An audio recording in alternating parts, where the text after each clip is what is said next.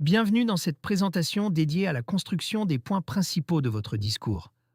Nous allons découvrir ensemble une méthode innovante et visuelle pour structurer efficacement vos idées. Il faut savoir que vos points principaux orientent la perception de votre auditoire.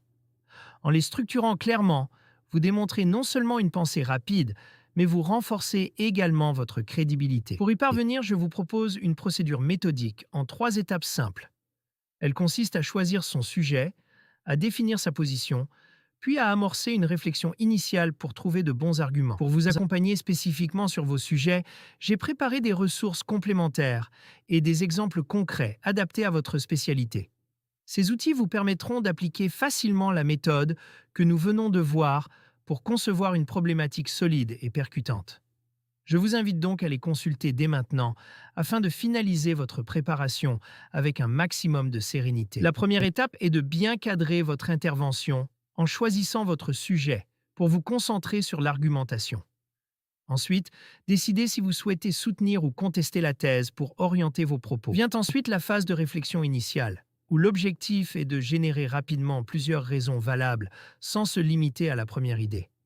N'hésitez pas à réfléchir à voix haute pour stimuler un flux de pensée continu. Pour vous aider à trouver ces arguments, voici une véritable boîte à outils de génération d'idées.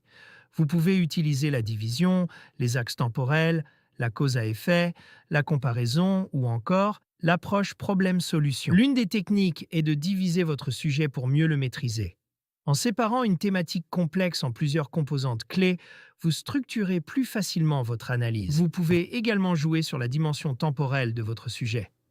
L'idée est d'analyser son historique pour comprendre la situation actuelle, puis de projeter ses implications futures. Une autre approche efficace consiste à explorer la chaîne de cause à effet.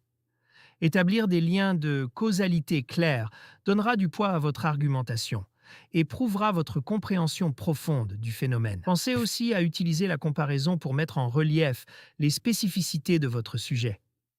Le fait d'analyser les similitudes et les différences avec d'autres situations aide à mieux souligner les avantages et les inconvénients. Enfin, vous pouvez structurer votre point principal en proposant une solution concrète. Partez d'un problème spécifique lié à votre thèse et formulez un appel à l'action réalisable. Pour aller encore plus loin et structurer parfaitement votre présentation, je vous invite à découvrir mes ressources dédiées spécifiquement au grand oral. Vous y trouverez des fiches pratiques, des conseils de préparation et des exemples de sujets analysés pour aborder l'épreuve avec une confiance totale.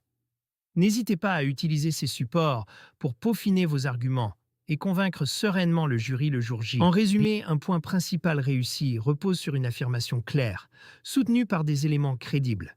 Chaque point doit être conçu pour convaincre votre auditoire de la validité de votre position.